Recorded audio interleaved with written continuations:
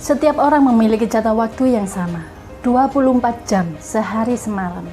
Namun ada yang mengatakan saya tidak punya waktu, saya tidak sempat.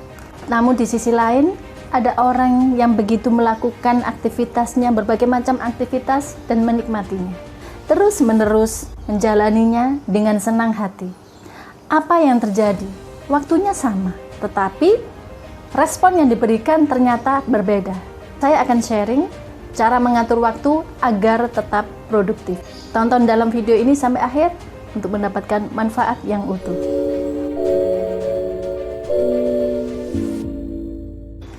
Yang pertama, bijak bersosmed. Tidak dapat dipungkiri, kita dikelilingi dengan teknologi, dengan kecanggihan internet, dengan informasi yang terus-menerus masuk. Dan bahkan sosial media sendiri sangat menarik, menjanjikan fitur-fitur yang sangat menghibur, informatif, dan konten-kontennya sangat-sangat menarik. Kalau kita tidak bisa mengendalikan diri, maka waktu 24 jam itu akan lebih banyak dialokasikan untuk mengakses sosial media. Di saat ini untuk mendukung karir, untuk mendukung pekerjaan, untuk mendukung pembelajaran, masih bagus. Tetapi di saat kita hanya mencari hiburan, mencari kesenangan, namun alokasi waktu untuk bersosmed itu sangat tinggi, 4 jam, 5 jam, bahkan ini akan menjadi waktu terbesar yang kita habiskan dalam kesehariannya. Bijak dalam bersosmed. Kurangi dan ubah ke dalam kegiatan-kegiatan lain yang lebih produktif.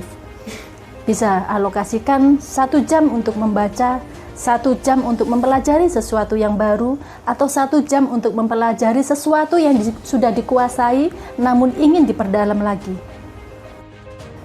Yang kedua, buat prioritas. Dalam keseharian, mungkin banyak yang harus dikerjakan.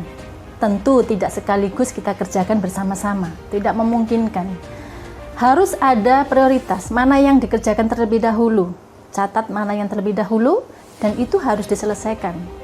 Kalau kita hanya memikirkannya, tidak menuangkannya ke dalam list pekerjaan, maka akan semakin membuat berat memikirkannya, bukan mengerjakannya beratnya, tetapi memikirkannya. Jadi pastikan memiliki prioritas, hari ini apa dulu yang akan dikerjakan, setelah selesai yang kedua apa, tentukan, dan ini akan lebih meringankan, membuat waktu ini lebih berarti. Yang ketiga, kendalikan pikiran. Ada yang menyampaikan, saya kalau sedang daring, sedang pembelajaran online via Zoom, pikiran saya traveling. Pikiran traveling itu jalan-jalan, Bu. Saya tidak fokus kepada yang dijelaskan oleh dosen. Saya memikirkan banyak hal dan akhirnya tidak memahami apa yang sedang dijelaskan dalam perkuliahan tersebut. Kendalikan pikiran. Saat kita mengerjakan suatu tugas, ya udah fokusnya ke tugas ini. Saat menghadapi perkuliahan, ya fokusnya kepada perkuliahan. Saat mengerjakan pekerjaan di rumah, sedang masak untuk ibu-ibu rumah tangga, ya fokusnya kepada masak yang sedang dilakukan ini. Akan menjadi beban pikiran jika kita mengerjakan suatu pekerjaan, tetapi di sisi lain juga memikirkan hal yang berbeda. Sedang masak, tapi pikirannya mencemaskan kondisi anaknya. Sedang memasak, tetapi pikirannya merencanakan hal 2 bulan kemudian dan itu belum menentu sehingga membuat bingung, masaknya jadi salah-salah. Bekerja juga seperti itu. Kalau tidak fokus kepada yang dikerjakan, maka tingkat kesalahannya akan lebih tinggi dan ini akan semakin membuang-buang waktu. Waktu yang seharusnya 2 jam bisa dimanfaatkan secara produktif, karena pikirannya tidak fokus kepada pekerjaan, maka terjadi kesalahan-kesalahan sehingga yang efektif digunakan untuk bekerja hanya 1 jam. 1 jamnya itu pikirannya mengembara tadi, jalan-jalan, plus mengkoreksi kesalahan-kesalahan akibat kelalaian. Yang kelima, chat produktif. Membalas chatting itu sangat membuang waktu kalau kita tidak terfokus kepada membalas chat-chat yang memang urgent untuk dibalas. Kadang itu kita terjebak membalas dan lupa mengerjakan tugas yang harusnya diselesaikan pada saat itu.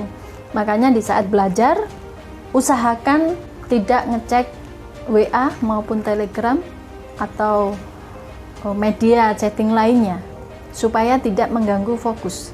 Karena tadinya mau ngecek satu grup, ada notif lainnya, itu terjebak untuk membalas di beberapa grup. Dan ini sangat memakan waktu. Kalau 1 jam, dalam 1 hari misalnya 1 jam, saya rasa lebih ya. 1 bulan itu sudah 30 jam. 1 tahun pasti 365 jam, sangat banyak. Kalau kita bisa mengendalikan diri, cat produktif, insya Allah waktu akan lebih bisa digunakan untuk mengerjakan hal-hal yang bermanfaat. Oke, selamat praktek. Semoga semakin terampil mengatur waktu agar lebih produktif.